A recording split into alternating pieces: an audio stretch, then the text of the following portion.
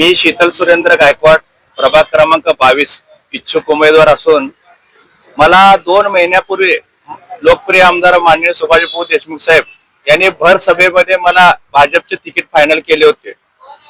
मग त्या दृष्टिकोनाने आमचं कामही चालू होतं। प्रभाग क्रमांक 22चं 43 मतदारसंघ आहे, ते सगळं आम्ही पिंजून काढून सगळ्यांच्या घरोघरोपर्यंत कमळ पोहोचवलं। 4200 लाडकी बहिणीचे फॉर्म भरले, 1872 सभासद नोंदणी केले भाजपचे, खासदारकीला धावपळ केलं, आमदारकीला प्रभाग क्रमांक 22चं आम्हाला पालकत्व होतं। त्यानुसार मुस्लिम समाजाचं आणि जैन समाजाचं मतदान असलं तरी त्यामध्ये आम्ही जबाबदारी स्वीकारून माननीय लोकप्रिय सुभाषबाबू देशमुख साहेबांना भरघोस मतदान दिलं। प्रभाग क्रमांक 22 मध्ये मी 18 वर्षापासून आहे तिथं।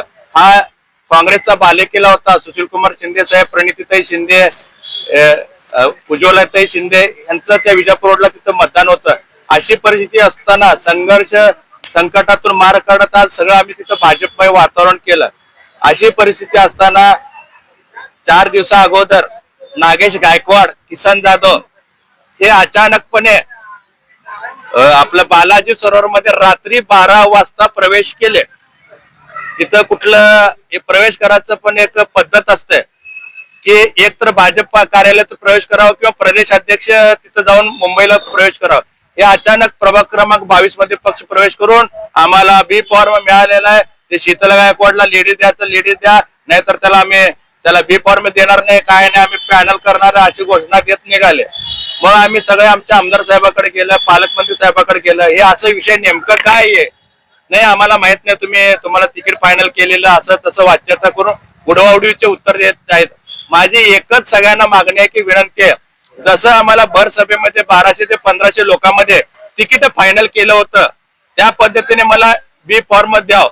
मी कोणत्या पक्षात जाणार नाही, काय नाही, आम्ही कमळ सगळ्या घरापर्यंत पोहोचवायचं काम केलंय। आता दुसरे लोक लगेच कमळ घेऊन थांबायचे विचार करत असं ते अद्याप आम्ही खपवून घेणार नाही। काम आम्ही करायचं आणि पगार त्यांनी घ्यायचं। हे राष्ट्रवादीचे लोक आहेत, त्यांनी घड्याकडनं थांबवा, मी कमळकडनं थांबेल। जे जनता ठरवेल ते आपण मान्य करू।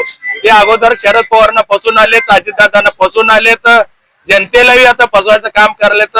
जयकुमार गोरे साहेबांना, पालकमंत्रींना, तसे देवेंद्र कोटे साहेबांना, सचिनदादा कल्याण शेट्टी साहेबांना एवढीच विनंती आहे, त्यांना पक्ष प्रवेश करून घेऊ नका, त्यांना तिकीट देऊ नका। मला जे ठरल्याप्रमाणे तुम्ही शब्द दिले ते तिकीट द्या, मी तिथं भाजपचं कमळ फुलवायला तयार आहे। एवढं बोलतो, थांबतो। पक्षाने उमेदवारी अजून काय नाकारलंय किंवा असं काही नाही, संभ्रमाचा विषय काय चाललंय नेमकं आमच्या नेत्या लोकांना बी कळेना, कार्यकर्त्यांना बी कळेना, सगळं संभ्रमाची अवस्था। आता तुम्ही सोलापूरची सगळी परिस्थिती बघतात, कोण कुठे आलंय, कोण काय करायलंय कळीच नाही। अगोदरचे बी नगरसेवक आहेत भाजपचे, गेल्या वेळेस महापौर होते, उपमहापौर, ते विषय झाला, पण भाजपचे नगरसेवक भरपूर आहे, त्यांनाही डावलण्याचा प्रयत्न चालू आहे। कोण कुठं घुसालेत काय कळीना झालंय। आता आमचं माननीय सुभाषबाबू देशमुख साहेबांचा मतदारसंघ आहे, तिथं पण कोटे साहेबांनी कुठं कुठं माणूसा लावायचं काम चाललंय, चिटकाचिटी, हे सगळं पत्रकार बंधूला माहित आहे, पण हे काय कळायला नेमकं कळी नाही। माझं एकच भाजप सकारात्मक उत्तर नाही आलं तर आपली पुढची दिशा काय असणार आहे? माननीय सुभाषबाबू देशमुख साहेब आणि मनीष भैया देशमुख साहेब यांच्या मार्गदर्शनाखाली पुढची वाटचाल आम्ही ठरवणार आहे।